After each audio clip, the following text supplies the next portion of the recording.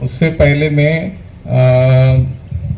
मामा के साथ आया करता था 2009 से, लेकिन प्रॉपर 2016 से जुड़ा। मैं 16 में आईटीआई किया था मैंने, इलेक्ट्रिशियन ट्रेड से। उसके बाद 2018 में पास आउट हुआ आईटीआई। उसके बाद 3 साल तक तो मैं यानी कुछ अप्रेंटिस वगैरह नहीं लगी थी।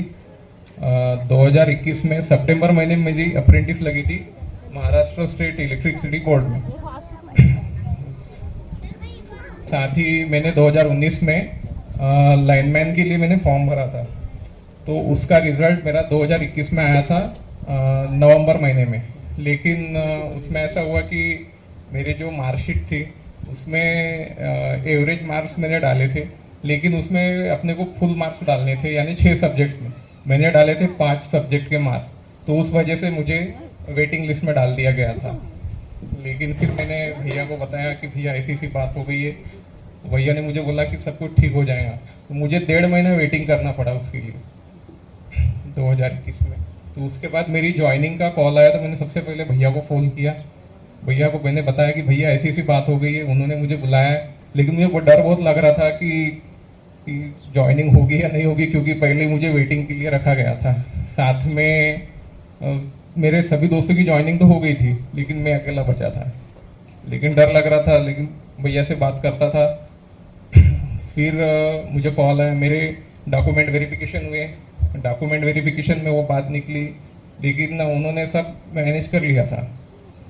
फिर मुझे मेडिकल के लिए भेजा गया था, और मेडिकल में भी सबसे बड़ी दिक्कत थी मुझे, थोड़ा आंखों का भी प्रॉब्लम था। भैया को बताया था कि भैया उसमें भी दिक्कत आ सकती है। पहले तो एक तो डॉक्यूमेंट वेरिफिकेशन की दिक्कत थी, उसके बाद मेडिकल की भी दिक्कत थी। तो डॉक्यूमेंट वेरिफिकेशन तो अच्छे से हो गया, फिर मेडिकल में थोड़ी दिक्कत आई थी मुझे। फिर वो मैंने भैया को फ़ोन किया, भैया ऐसी ऐसी दिक्कत हो रही, लेकिन बहुत इजीली क्रैक हो गया मेडिकल भी। उसके बाद फिर पुलिस वेरिफिकेशन था, पुलिस वेरिफिकेशन भी इजीली निकल गया। उसके बाद फिर ज्वाइनिंग हो गई मेरी। तो आज मुझे जॉब करते हुए 2.5 साल हो गए, और 3 साल का मेरा कॉन्ट्रैक्ट पीरियड है, और वो प्रोपेगेशन पीरियड भी है। और अभी मेरा प्रमोशन हो जाएगा दिसंबर में, तो उसके बाद मैं रेगुलर पोस्ट पे आ जाऊंगा। तो वो फिर टेक्नीशियन की पोस्ट मिल जाएगी मुझे, और उसके बाद में ग्रेड पे भी चालू हो जाएगा।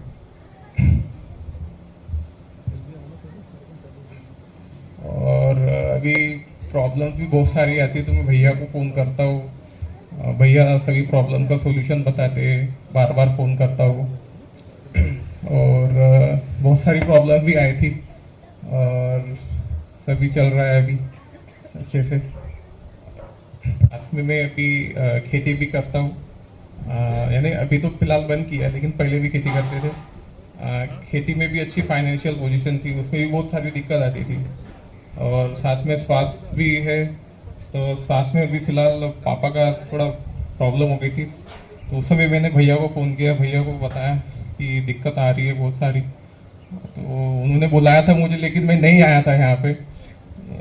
उस चीज़ का भी अफसोस है कि नहीं आया मैं यहाँ। लेकिन ऐसा है कि जब भी भैया बुलाते हैं तो मैं कोशिश तो करता हूँ आने की, लेकिन हर बार तो नहीं हो पाता। कभी छुट्टी मिल पाती, कभी नहीं मिल पाती। तो ये मेरा पहला कार्यक्रम है, मैं आया हूँ यहाँ पे। 2 बार मेरे को भैया ने बुलाया, लेकिन मैं नहीं आ पाया। उस चीज़ का भी अफसोस है कि नहीं आया मैं यहाँ। साथ ही अभी